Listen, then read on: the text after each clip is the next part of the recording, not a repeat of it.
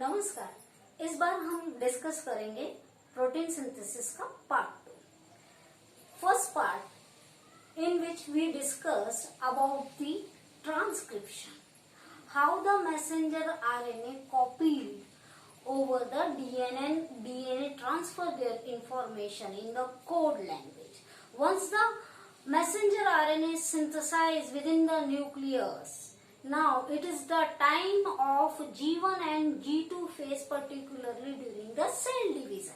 Once it gets synthesized, it goes towards the cytoplasm by the opening of annuli ring, which is present inner side of the nuclear pore, and the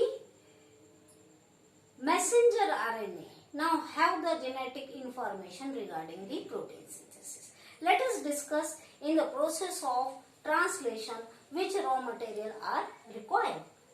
Raw material needed for the translation: amino acids, 3 different type of RNAs, messenger RNA, ribosomal RNA and transfer RNA.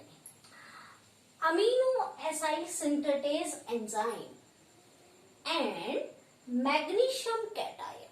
Actually, magnesium cation and the calcium cation present within the ribosomal RNA. Okay. And last thing which is required as a raw material for the protein synthesis, least but important, is the ribosome. Ribosome are of 2 types, because we know that there are 2 type of the cell present in the world. First one is the prokaryotic, next one is the eukaryotic. In the prokaryotic cell, 70S ribosome is present, and the eukaryotic cell, the 80S ribosome is present. S stand for the sedimentary coefficient, and actually the study of ribosome is did by the scientist Swedenborg. According to him, the ribosome is the cellular organelle which is not bounded by the plasma membrane, and it is composed of 2 units, smaller unit and the larger unit, and these unit having the power of sedimentation, that we have to not add the value of smaller unit to the value of larger unit. Actually, it is the combined effect of both unit goes to the sedimentation. Okay, so that is state for sedimentary coefficient. Ribosome is very special. It having this one is the smaller unit and this one is the larger unit. The smaller unit at the mid side having the binding site for the messenger RNA, and it have the 2 windows and single door. These 2 windows are the particular 2 different sites: E site, A site, P site. Be remember, P site is the polypeptide site where the polypeptide chain formation occur. E site where the empty RNA is exit. A site from which the loaded tRNA come inside the ribosome. Okay, so let us define translation. The process of formation of protein as per to the genetic information present in codons. Actually, DNA have the message to the cytoplasm of the cell. Cytoplasm is the site of metabolism where the real metabolic processes occur. Protein synthesis happen within the cytoplasm. But information which is the genetic information given by the DNA in the code language, सांकेतिक भाषा में उसने अपना message messenger RNA को दिया. अब इस code language को एक पर्टिकुलर टीआरएनए रीड करता है. That is readed by tRNA. Transfer RNA is capability to read out this code language which is present over the messenger RNA in the form of triplet codon. A single triplet represent the single amino acid which is read by the tRNA. Now the student, you have to know this. We require for the growth and development 20 essential amino acid, and as per the knowledge given by the scientist Crick, there are 64 genetic codes. This 64 genetic code is simply formed by the simple cross multiplication with the 4 different type of nitrogenous bases.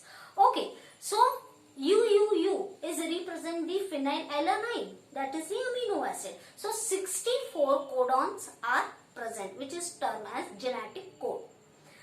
Actually, on the messenger RNA, one end have the initiation codon and another end have the stop codon or the nonsense codon. There are 3 type of nonsense codon.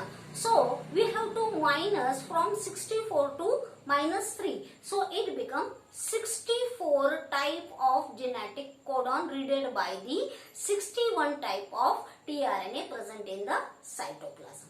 So it is the speciality 64 codon readed by the 61 codon readed by the 61 type of tRNA present in the freely state within the cytoplasm. Now there are 3 steps which require in the translation process. Actually जब मैं आपको पढ़ा रही हूँ तो मेरा काम है, मैं टीचर हूँ, मेरा काम है कि जो सब्जेक्ट है, जो प्रोसेस है, उसको सिंपलर और कन्वीनियंट करके पढ़ा दें। तो यहाँ मैं आपको प्रोटीन सिंथेसिस सिंपल करके पढ़ा रही हूँ, पर एक्चुअली ये एक कॉम्प्लेक्स प्रोसेस है। पर हमारी सेल इतनी स्मार्ट है कि इस प्रोसेस को बहुत स्टेप वाइज मैनर और सोफिस्टिकेटेड मैनर में इसे करेगी। तो अब हम इसे समझते हैं कि ट्रांसलेशन में 3 स्टेप्स हैं, वो मेन स्टेप्स हैं, वो होती कैसे। पहला स्टेप है एक्टिवेशन ऑफ अमीनो एसिड, दूसरा स्टेप है अमीनो एसाइलेशन, तीसरा स्टेप है formation of polypeptide chain. Because one polypeptide chain is nothing but the one protein. Okay, तो ये अब 3 स्टेप है। आपको लगेगा बहुत इजी है, अब इतना इजी नहीं है। अब यहाँ पर ये बात तो आप पहले हमारे पार्ट में देख चुके हैं कि जो अमीनो एसिड है, जैसे हमने भोजन ग्रहण किया, उसका डाइजेशन हुआ और प्रोटीन का कन्वर्शन सिंपलर अमीनो एसिड में हुआ और ये अमीनो एसिड ब्लड की स्ट्रीम से सर्कुलेट होते हुए सेल के पास आया। अब सेल के पास ये साइटोप्लाज्म में एज अ सेल पोल बोल के मौजूद है। तो इस सेल पोल में अमीनो एसिड है, वो निष्क्रिय फॉर्म में, उसका एक्टिवेशन होना बहुत जरूरी है। अब जो मैसेंजर आरएनए है उसके ऊपर ट्रिपलेट कोडॉन है, एक ट्रिपलेट कोडॉन यानी कि एक अमीनो एसिड। तो हमारे पास 2 डिफरेंट सोर्स है अमीनो एसिड के, एक तो साइटोप्लाज्म में मौजूद है और दूसरा मैसेंजर आरएनए के पास कोडॉन फॉर्म है। तो अब ये 2 अमीनो एसिड जुड़ने चाहिए। तो जब 2 अमीनो एसिड जुड़ते हैं तो अमीनो एसिड का जो मॉलिक्यूल है वो बाइपोलर मॉलिक्यूल है, उसके पास एक अमाइड ग्रुप है और दूसरा एक कार्बोऑक्सिलिक ग्रुप है। तो कार्बोऑक्सिलिक ग्रुप अमाइड ग्रुप के साथ रिएक्शन करता है और CONH बॉन्ड बनाता है, जिसको हम पेप्टाइड बॉन्ड बनते हैं। पेप्टाइड बॉन्ड जब सीरीज में बनना चालू हो जाता है 1 by 1 तो बन जाती है पॉलीपेप्टाइड चेन, उसी को हम प्रोटीन बोलते हैं। तो ये मैंने एक सिंगल लाइन में आपको बोल दिया। पर अभी देखिए प्रोसेस के साइटोप्लाज्म में जो अमीनो एसिड मौजूद है वो है निष्क्रिय, उसका एक्टिवेशन होगा एडिशन होने से किसका, ATP molecule. ATP energy currency है एडिनोसिन ट्राइफॉस्फेट। तो ये एडिनोसिन ट्राइफॉस्फेट ऐड होगा साइटोप्लाज्म के अमीनो एसिड के साथ। तो अमीनो एसिड कितने हैं, 20 हैं, तो मैं उसको लिखूंगी 1 2 3 4 5।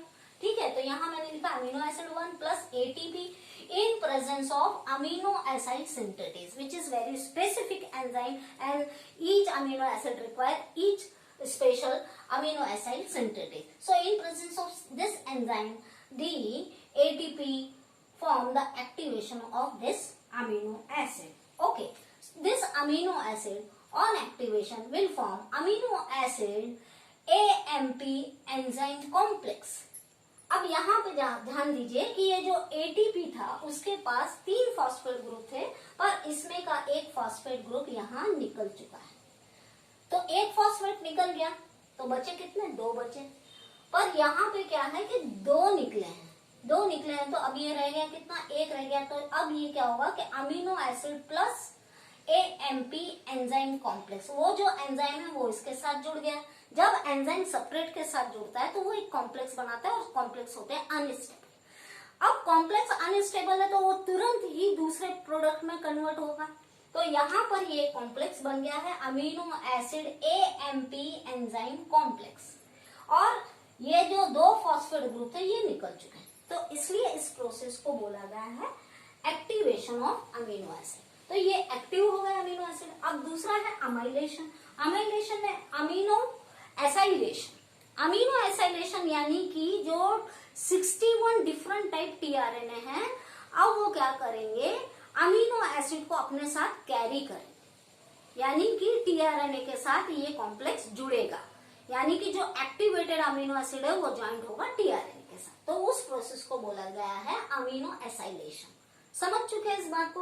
अब यहाँ पे मैं इसको रिएक्शन में बताती हूँ कि amino acid AMP enzyme complex, जो कि ये पहली रिएक्शन में बना था, अब इसके साथ पहला टीआरएनए आकर ज्वाइंट होगा। टीआरएनए कितने हैं, 61 टाइप है। तो ये पहला टीआरएनए आकर इस पहले अमीनो एसिड कॉम्प्लेक्स के साथ जुड़ गया और बना रहा है amino acid first tRNA complex. अब इसमें से एंजाइम निकल के, देखिए एंजाइम बड़े स्पेशल होते हैं, सेपरेट के साथ जुड़ते हैं, कॉम्प्लेक्स बनाते हैं और काम हो गया कि निकल जाते हैं। तो ये निकल गया और इसका एएमपी भी निकल गया। अब सिर्फ बचा है टीआरएनए और फर्स्ट अमीनो एसिड। तो इस तरह से आपको समझ में आ गया होगा कि किस तरह से 61 डिफरेंट टाइप टीआरएनए एक एक अमीनो एसिड को अपने साथ कैरी करते हैं। इसीलिए इसका नाम है ट्रांसफर आरएनए, क्योंकि वो कैरी करता है अमीनो एसिड। अब हम देखेंगे कि ये जो दूसरी स्टेप है कि formation of polypeptide chain. Formation of polypeptide chain की शुरुआत होती है फॉर्मेशन ऑफ इनिशिएशन कॉम्प्लेक्स से। तो इनिशिएशन कॉम्प्लेक्स 12th के बच्चों को पूछा जाता है थ्योरी के अंदर, और 10th के बच्चों को भी पूछा जाता है कि जो बच्चा स्टेट बोर्ड का है। सीबीएसई में ये टॉपिक नहीं है। देखिए मैं तो सीबीएसई में भी टॉपिक बनाती हूँ, 11th 12th सीबीएसई के ही टॉपिक बनाती हूँ, पर ये टॉपिक क्या है इस बार स्टेट बोर्ड में भी डाला वाला है। तो इसमें ये क्वेश्चन बहुत बार आता है, 12th के बच्चों को भी थ्योरी में ये क्वेश्चन बहुत बार आता है कि फॉर्मेशन ऑफ इनिशिएशन कॉम्प्लेक्स के बारे में लिखिएगा। शॉर्ट नोट आता है, लॉन्ग आंसर भी आता है। तो यहाँ देखिए कि जो टनल थी यहाँ ऊपर, उस टनल में से घुस गया हमारा मैसेंजर आरएनए, क्योंकि मैसेंजर आरएनए साइटोप्लाज्म में आया न्यूक्लियस से बनकर, और ये साइटोप्लाज्म क्या है, कोलाइडल सॉल्यूशन है, तो अब ये फोल्ड नहीं हो जाए, इसलिए क्या करेगा, अब राइबोसोम जो कि एंडोप्लाज्मिक रेटिकुलम के ऊपर बैठा वाला था, ये झपट लेता है उसको और उसको पैक कर देता, खटाखट पूरे बहुत सारे राइबोसोम आकर मैसेंजर आरएनए को यहाँ से लेकर यहाँ तक पकड़ लेते हैं, यानी कि शुरुआत से लेकर आखिर तक इसको पकड़ लेंगे। क्यों पकड़ के रखेंगे, बेचारे को काम करवाना है ना भाई। आवारा इंसान काम नहीं करता है, काम करने के लिए इंसान को क्या चाहिए, कंसंट्रेशन चाहिए, और उसको एक जगह पे रुकना बड़ी जरूरी है। जैसे कोल्हू के बैल को क्या कर देते हैं, पट्टा बांध देते हैं और वो खूंटे से बांध देते हैं, वो फिर घूमता रहता है और पीसता रहता है धान को। तो लाइक दैट दी सेम कि अब ये राइबोसोम क्या करेंगे, इस मैसेंजर आरएनए को भागने नहीं देंगे और इसके मैसेज को फोल्ड भी नहीं होने देंगे और इसको बिल्कुल सीधा पकड़ के रखेंगे। टनल प्रोटीन से मैसेंजर आरएनए राइबोसोम के अंदर जाएगा और पूरे राइबोसोम जो एंडोप्लाज्मिक रेटिकुलम के ऊपर उपस्थित थे वो उसको झटाक से पकड़ लेंगे और एक असेंबली बना लेंगे, वो असेंबली कहलाती है पॉलीसोम। तो ये तो एक जनरल सेंस हो गया। अभी मुझे आपको पढ़ाना है कि फॉर्मेशन ऑफ इनिशिएशन कॉम्प्लेक्स कैसे होता है। तो इनिशिएशन कॉम्प्लेक्स में सबसे पहली बात है कि जो इनिशिएशन कोडॉन है, देखिए यूकैरियोट में ये हमेशा रहेगा AUG which stand for the methionine, और प्रोकैरियोट में ये रहेगा GUG। ठीक है, तो ये AUG इनिशिएशन कोडॉन है। इस इनिशिएशन कोडॉन को ये कैप इसको कवर करी, ये कैप है स्मॉलर यूनिट राइबोसोम का, इसको इसने कवर कर दिया, यानी कि अब इनिशिएशन कॉम्प्लेक्स क्या हो गया, इंगेज हो गया। अब इस इनिशिएशन कॉम्प्लेक्स का जो कोडॉन है वो क्या है, AUG, और इसको रीड करेगा पहला टीआरएनए। कौन रीड कर रहा है, पहला टीआरएनए। अब ये पहला टीआरएनए के भी कुछ स्पेशल आर्म से कितने आर्म वाला रहता है, ये 5 आर्म वाला रहता है। तो ये जो इसके 5 आर्म है बड़े स्पेसिफिक है।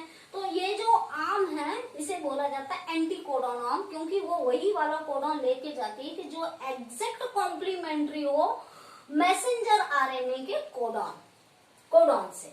तो अगर यहाँ पर AUG है तो ये जो पहला वाला टीआरएनए वो लेके आएगा UAC which is exact complementary. A always pair with U always pair with A, G always pair with C, vice versa। तो ये पहला वाला टीआरएनए आ गया है। पहला वाला टीआरएनए अपने साथ क्या लाया था, पहला वाला अमीनो एसिड।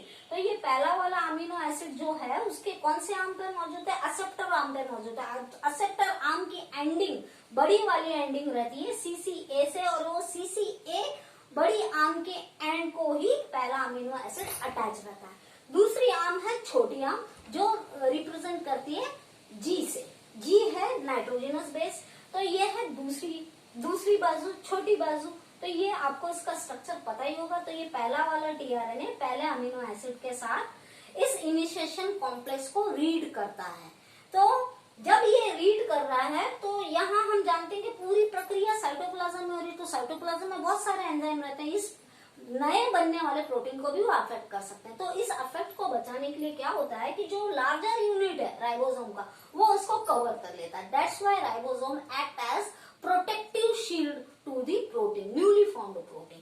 तो यहाँ पर अब दोनों यूनिट आ गए, स्मॉलर यूनिट आ गया और लार्जर यूनिट आ गया, और साथ में क्या आ गया, पहला टीआरएनए पहले अमीनो एसिड के साथ। और इसने रीड किया है पहला कोडॉन। पहला कोडॉन है initiation codon which is stand for the methionine. तो यहाँ पर ये बन गया इनिशिएशन कॉम्प्लेक्स फॉर्मेशन। तो यहाँ हमने ये स्टेप्स को समझ लिया। ये प्रोसेस काफी सोफिस्टिकेटेड मैनर में चलती है। अब आप देख रहे हैं कि यहाँ मैसेंजर आरएनए के ऊपर कोडॉन्स हैं।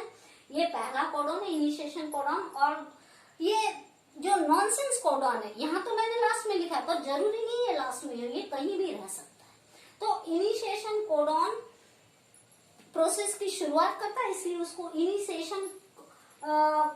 इनिशिएशन कॉम्प्लेक्स के नाम से जाना जाता है। और प्रोसेस बस एक एक टीआरएनए आते जाएगा। यहाँ ये एक पेप्टाइड बॉन्ड को, यहाँ अभी एक पेप्टाइड बॉन्ड बनेगा और ये टीआरएनए खाली हो जाएगा, तो यहाँ से निकल जाएगा।